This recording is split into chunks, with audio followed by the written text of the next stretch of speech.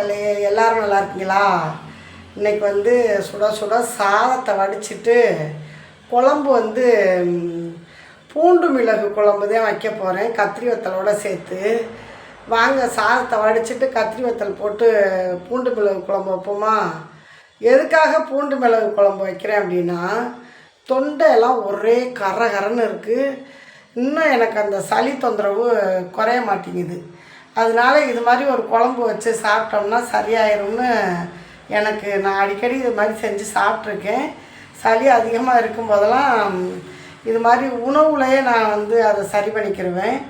அதனால தான் இன்றைக்கி பூண்டு மிளகு குழம்பு வைக்க போகிறோம். வாங்க இப்போ அது எப்படி வைக்கலாம்னு பார்ப்போமா? அதுக்கு சுட சுட சாதத்தை வடிச்சுக்கிடுவோம். சாதம் வெந்துருச்சு பாருங்கள், வடிக்க போகிறேன். ஒரு பானை சோத்துக்கு ஒரு சோறு பதம் சாதம் வந்து வெந்துருச்சு. நான் சில்வர் பாத்திரத்துலேயே தான் வடிச்சுக்கிட்டு இருந்தேன். எங்கள் வீட்டுக்காரவங்க அலுமினிய பாத்திரத்தில் வடி அப்படின்னாங்க. சரி, இன்றைக்கி அவங்களுக்காக அலுமினிய பாத்திரத்தில் சாதத்தை வடிக்க போகிறேன். இப்போ பூண்டு மிளகு குழம்பு வைக்கிறதுக்காக நான் மிளகு தேவையான அளவு எடுத்து பொரிக்க போகிறேன். அப்புறம் சின்ன ஜீரகம் கொஞ்சம் வச்சுருக்கேன். அதுக்கப்புறம் பார்த்திங்கன்னா பூண்டு நல்லா உரிச்சிட்டு அலசி எடுத்து வச்சுருக்கேன். இதோட 2 சின்ன வெங்காயமும் போட்டு இந்த ஐட்டத்தெல்லாம் நல்லா வதக்கிக்கிடுவோம். வதக்கி மிக்சியில் அரைச்சி ஊற்றிக்கிடலாம். அப்புறம் குழம்புக்கு எவ்வளோ குழம்பு வைக்க போகிறோமோ அந்தளவுக்கு தேவையான புளியை நான் கரைச்சி வச்சுக்கிட்டேன். அதுக்கப்புறம் பார்த்திங்கன்னா தாளிக்கிறதுக்கு வெங்காயம், தக்காளி, பச்சை மிளகாய், கருவேப்பிலை வச்சுருக்கேன். இந்த குழம்புல என்ன நம்ம சேர்க்க போகிறோம்னா, கொஞ்சோண்டு பூண்டும் நம்ம கத்தரி வத்தல், இந்த வத்தல் தான் நம்ம சேர்த்து குழம்பு வைக்கணும். நல்லா பிஞ்சு வத்தல் நல்லா அழிய வேக விட்டதுனால வத்தல் சுருங்கி கருப்பாக போச்சு. பார்த்திங்கன்னா சாதமும் வடித்தாச்சு. இப்போ நம்ம இதை வந்து எண்ணெய் சட்டி அடுப்பில் வச்சுருக்கோம், வறுத்துக்கலாம் அந்த பொருள்லாம். இப்போ சட்டி காஞ்சிருச்சு, மிளகாய் போட்டுக்கிடுவோம். இது வந்து நல்லெண்ணெயில் தான் நான் அந்த குழம்பு வைக்கிறேன். இதை இதை பொரியறதுக்காக கொஞ்சம் எண்ணெய் ஊற்றிக்கிடுவோம். நல்லா சடச்சடன்னு பொரியும். இதோடையே சேர்த்து நம்ம வெங்காயம் இருக்கும் பொரியுதா? இப்போ நல்லா பொரிஞ்சிக்கிட்டு வருது. வெங்காயத்தை போட்டுருவோம், சின்ன வெங்காயம்.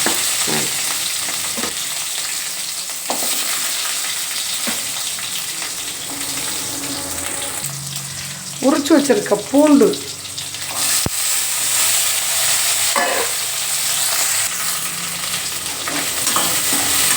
நல்லா வதங்க விட்டு இந்த ஜீரகத்தையும் போட்டு படபடன்னு பொரிய விட்டுற வேண்டியது.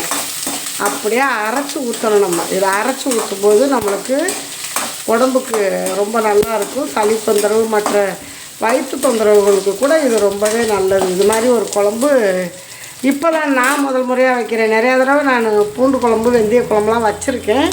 இருந்தாலும் இது மாதிரி வதக்கி அரைச்சி ஊற்றுறது இப்போ தான் நான் ஃபஸ்ட்டு முறை.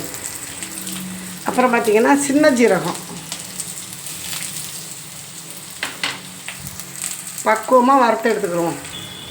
இப்போ இந்த பக்குவம் பொரிஞ்சிருச்சு. வேறு ஒரு பாத்திரத்துக்கு மாற்றி இதை நல்லா ஆற வச்சுக்கிறோம். இப்போ இதே பாத்திரத்துலேயே, வதக்கின பாத்திரத்துலேயே நம்ம குழம்ப தாளிச்சுக்கிறோம். அதுக்கு எண்ணெய் ஊற்றிக்கிறோம்.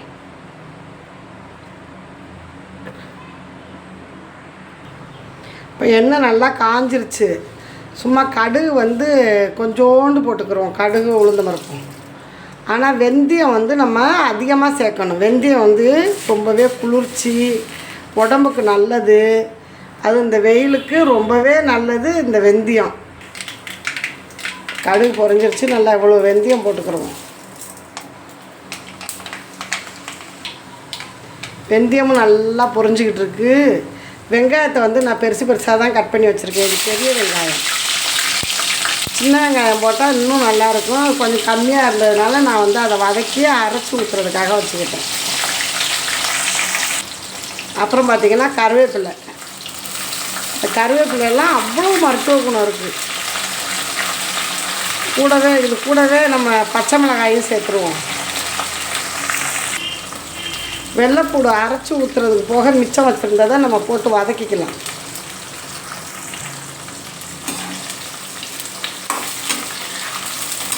நல்லா அப்படி ஒரு கிண்டலை கொடுத்து வதக்கி விட்டுக்குறோம், வதங்கட்டும். இப்போ கத்திரி வத்தலை சேர்த்துக்கிறோம். கத்திரி வத்தல் வந்து இருந்தால் போட்டுக்கலாம், இல்லைன்னா தேவை. நான் வந்து வெஞ்சனத்துக்காகும் அப்படிங்கிறதுக்காக போடுறேன். நல்லா இந்த பக்கம் வதங்கிருச்சு. இப்போ அறுத்து வச்சுருக்க தக்காளி துண்டுகளையும் நம்ம போட்டுக்கிறோம்.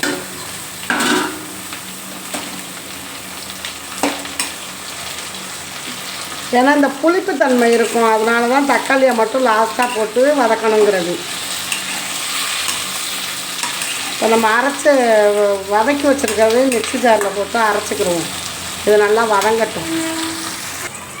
இப்போ இந்த ஜாரில் நம்ம போட்டுக்கிறோம்.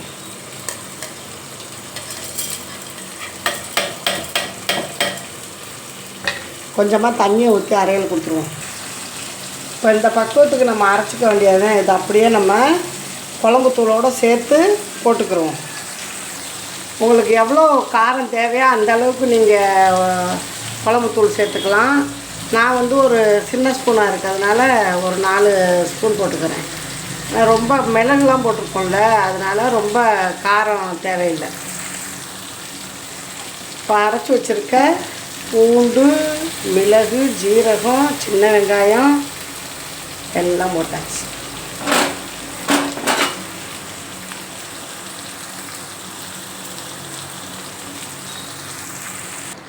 நான் வந்து பெருங்காய பவுட்ரு வந்து இந்த பெருங்காயம் தான் வச்சுருக்கேன். இது அப்படியே பவுடராக வச்சுருக்கேன். இதில் தான் இப்போ நான் வந்து பெருங்காயத்தூள் போட போகிறேன். ஏன்னா பெருங்காயம் வந்து நல்ல ஒரு செரிமான சக்தியாகும், பசி எடுக்கும், வாய்வெல்லாம் களைச்சி விட்டு வயிறு உப்புசம் இதுக்கெல்லாம் ரொம்ப நல்லது. அதனால் பெருங்காயப்பொடி சேர்த்துக்கிறது ரொம்பவே நல்லது. ஓகே, இப்போ நல்லா கொதிக்குது. புளி கரைச்சி வச்சுருக்கோம், அந்த தண்ணியை ஊற்றிக்கிறோமா?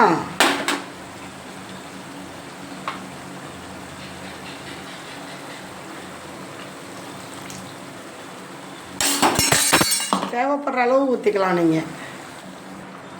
இப்போ இந்த குழம்புக்கு தேவையான அளவு உப்பு எவ்வளவு தான் சேர்த்தாலும் இதில் கொஞ்சம் உப்பு சேர்த்தா தானே நம்ம உரப்பு சரப்பு உப்பு புளிப்புன்னு சொல்லி சாப்பிட முடியும். உப்பையும் போட்டாச்சு, மூடி வச்சுருவோம். ஒரு 5 நிமிஷம் கொதிக்கட்டும். இப்போ சூப்பராக நம்மளுக்கு சுவையான ஒரு மருத்துவ குணம் கொண்ட குழம்பு ரெடி ஆயிடுச்சு. இப்போ சுட சுட சாதத்தில் போட்டு நம்ம சாப்பிட போகிறோம். வாங்க. ரொம்பவே ஒரு மருத்துவ குணம் கொண்ட குழம்பு தான். நீங்கள் இது போல் செஞ்சு சாப்பிட்டுட்டு கமெண்ட் பாக்ஸில் சொல்லுங்கள். ஓகேவா? குழம்பு கொஞ்சமாக போட்டுக்கிட்டாலும் நம்ம அந்த பூண்டு இதெல்லாம் வந்து நிறையா எடுத்துக்கணும். அப்போ தான் நம்ம பிணைஞ்சு. எதுக்காக நான் அரைச்சி ஊற்றுனேன்னா, குழந்தைங்க வந்து பூண்டு அப்படின்னு சாப்பிடாதுங்க. அரைச்சி ஊற்றிட்டோம் அப்படின்னா அதுக்கு பாட்டுக்கு விரும்பி சாப்பிடுவாங்க. இப்போ நான் வந்து இதுக்கு தொட்டுக்கிற வந்து ஒரு முட்டையும் ஒரு அப்பளமும் வச்சுருக்கேன். வாங்க சாப்பிடலாம். ஓகே.